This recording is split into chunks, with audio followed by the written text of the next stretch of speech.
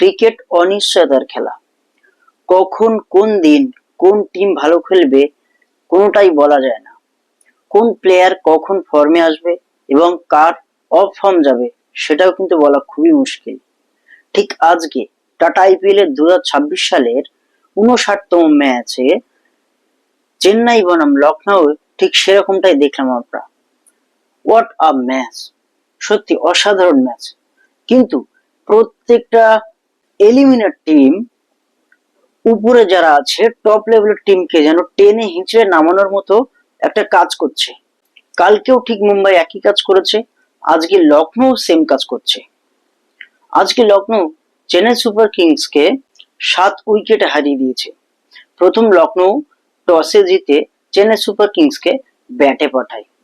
ব্যাটে প্রথম ওপেনার হিসেবে আসে বর্তমান সময়ে ইনফর্ম প্লেয়ার সঞ্জু স্যামসন এবং ঋতুরাজ গাইকোয়াড। সঞ্জু স্যামসন কিন্তু এই বছর এই আইপিএল এ 2টো সেঞ্চুরি করেছে এবং তার সাথে আরো হাফ সেঞ্চুরিও আছে তার। ঋতুরাজ গাইকোয়াড ক্যাপ্টেন হিসেবে কিন্তু বেশ ভালো খেলছে না। ঋতুরাজ গাইকোয়াডের এই বছরের যে আইপিএলটা খুব একটা ভালো যাচ্ছে না, তিনি ফর্মে নেই। কিন্তু সঞ্জু স্যামসন কিন্তু একজন ইনফর্ম প্লেয়ার। সেই ইনফর্ম প্লেয়ারকে আজকে কিন্তু খেলতে দেয়নি। আজকে শুধুমাত্র 20 রানে 20 বলে 20টা রান করে এবং তাকে আউট করে অসাধারণ একটা বোলার আকাশ সিং। আকাশ সিং কিন্তু আজকে 3-3টে উইকেট নিয়েছে, অসাধারণ খেলেছে। আজকে 4 ওভারে মাত্র 26 রান দিয়েছে আকাশ সিং। ঋতুরাজ গাইকোয়াড, সঞ্জু স্যামসন এবং উর্বিল প্যাটেলের উইকেটটা নিয়েছে। এই আকাশ সিং কিন্তু একসময় চেন্নাই সুপার কিংসে খেলতো। চেন্নাই সুপার কিংসের একটা প্রাক্তন প্লেয়ার। সে প্রাক্তন হিসেবে চেন্নাই সুপার কিংসের আজকে যেন প্রথম টপ অর্ডারটাকে একেবারে ধ্বংস করে দিয়েছে। সঞ্জু স্যামসন বেশি রান করতে পারেনি, তারপরেও ঋতুরাজ গাইকোয়াড 9 বলে 13 রান করেছে। উর্বিল প্যাটেল 7 বলে 6 রান করেছে। এই 3জন প্লেয়ার কিন্তু চেন্নাই সুপার কিংসের স্তম্ভ। প্রথমেই তারা এসে এমন ইম্প্যাক্ট ফেলে যে তারা একেবারে পাওয়ার প্লেটাকে সুন্দর করে গড়ে তোলে এবং পাওয়ার প্লেতে ম্যাক্সিমাম তারা 50 অ্যাবাভ 50-এর বেশি রান তোলার চেষ্টা করে। আজকে কিন্তু সেটা হয়নি। আজকের খেলাতে পুরোটাই আলাদা আমরা দেখলাম। এরপরে ব্যাটে আসে কার্তিক শর্মা, অসাধারণ প্লেয়ার, আনক্যাপ প্লেয়ার। যখন এই প্লেয়ারটাকে কেনা হয়েছিল বা তাকে বিট করা হয়েছিল তখন আনক্যাপ বলে কিন্তু সবাই ভেবেছিল যে না, এর কোনো আইপিএল কেরিয়ার নেই বা ইন্টারন্যাশনাল কোনো কেরিয়ার নেই, শুধুমাত্র ডোমেস্টিকে খেলে এই প্লেয়ারটা কিন্তু এসেছে। এবং এটা চেন্নাইয়ের যে সিলেক্টর আছেন তারা বেশ মনোযোগ দিয়ে দেখেছিলেন যে এই প্লেয়ারটা ভালো খেলতে পারে এবং তাকে 14 কোটি 20 লক্ষ টাকা দিয়ে কেনা হয়েছিল। তবু সে টোটাল যে কটা ম্যাচ খেলেছে আইপিএল এ ভালো পারফর্ম করতে পারেনি, কিন্তু আজকে কিন্তু তার পারফর্ম আমরা দেখতে পেরেছি, বেশ ভালো পারফর্ম করেছে। এবং তার এই পারফরমেন্সের জেরে, তার এই ভালো রানের জেরে কিন্তু আজকে চেন্নাই সুপার কিং 187 রানে পৌঁছাতে পেরেছে। কার্তিক শর্মা 42 বলে 71 রান করেছে, দারুণ খেলেছে। 5টা ছক্কা মেরেছে এবং 6টা বাউন্ডারি অর্থাৎ 4 মেরেছে। তার স্ট্রাইক রেট ছিল 169।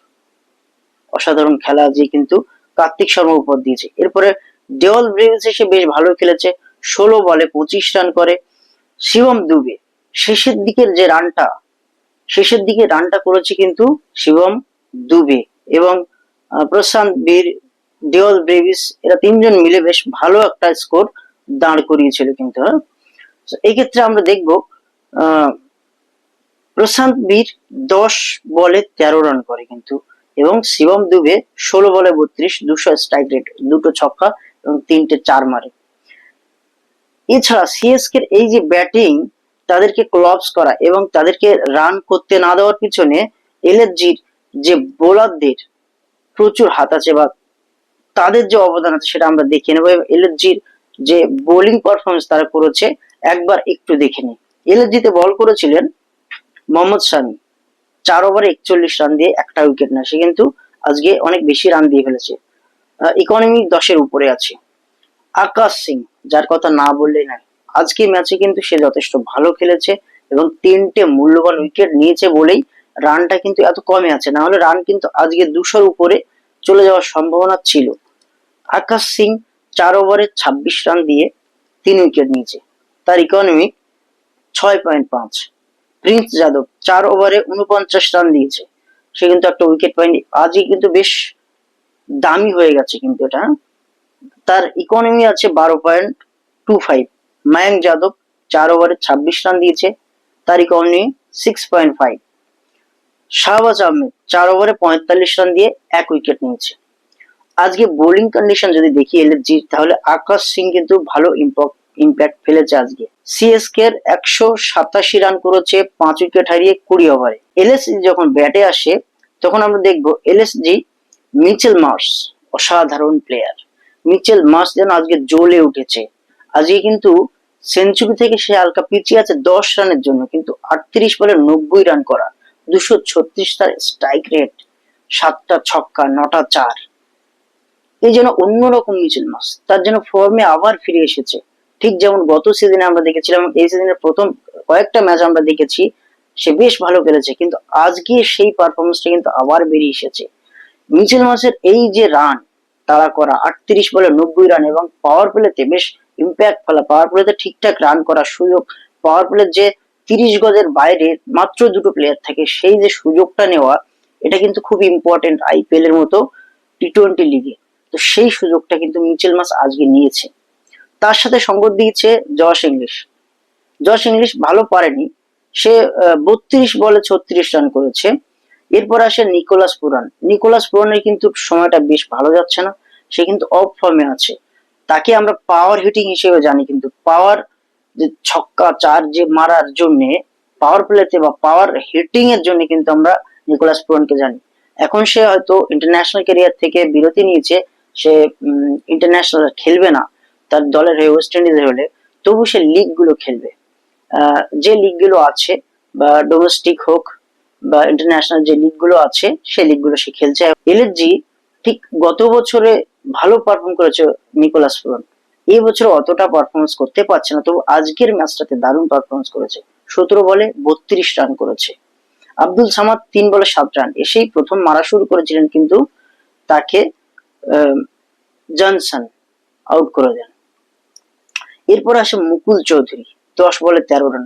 মুকুল চৌধুরী সেই কলকাতার ম্যাচটা মনে পড়ে। কলকাতার ম্যাচটার কথা শুনলে কলকাতা ইডেন গার্ডেন্স পুরো কেঁপে গেছিল সেদিন। কলকাতার হারানোর পিছনে মুকুল চৌধুরী কিন্তু একমাত্র প্লেয়ার ছিলেন, তিনি কিন্তু ইনফর্ম প্লেয়ার। আর আজকে যে দুজন প্লেয়ার বেশ ভালো খেলেছে, তার মধ্যে কিন্তু একজন রাজস্থানের, মুকুল চৌধুরী রাজস্থান থেকে এসেছে। এলএসজি কিন্তু তারা 16 ওভার 4 বল অব্দি খেলেছে, এবং এই যে রানটা 187 রান তারা চেস করে ফেলেছে মাত্র 3টে উইকেট হারিয়ে, এবং 7 উইকেটে বিশাল বড় ব্যবধানে জয়লাভ করেছে। এলএসজি যেহেতু ডিসকোয়ালিফাইড হয়ে গেছে, এলিমিনেট হয়ে গেছে, তবু তারা ভালো খেলেছে। এটাই বলে যে ক্রিকেট কখন কে ভালো খেলবে, কোন দল কখন ফর্মে আসবে, কোন দল ভালো খেলবে, এটা একেবারে বলা যায় না, একেবারে অনিশ্চয়তার খেলা। বন্ধুরা, আজকের ম্যাচটা কেমন লেগেছে তোমাদের? আমার কাছে তো দারুণ লেগেছে, এবং এইরকম খেলা অনেকদিন পরে হয়তো দেখেছি। মিচেল মার্শের মতো যে দানবীয় খেলা ক্রিকেটে, এটা কিন্তু অনেকদিন পর দেখলাম। তার একটুর জন্য সেঞ্চুরিটা পূরণ হলো না, 90 রানে সে আটকে গেল, এবং এখানে কিন্তু রান আউট হয়ে গেছিল। খুব দুঃখজনক একটা বিষয়, এটা কিন্তু রান আউট হয়ে যায়। এই জন্য বোলারের হাতে লেগে ডিরেক্টলি স্টাম্পে গিয়ে হিট করে, এই জন্য সে রান আউট হয়ে যায়। সে আর পিছনে ফিরে নিয়ে ডিরেক্টলি সাজঘরে চলে যায়। এটা আমরা দেখেছি, খুব কষ্টদায়ক এই রান আউট গুলো ক্রিকেটের মধ্যে।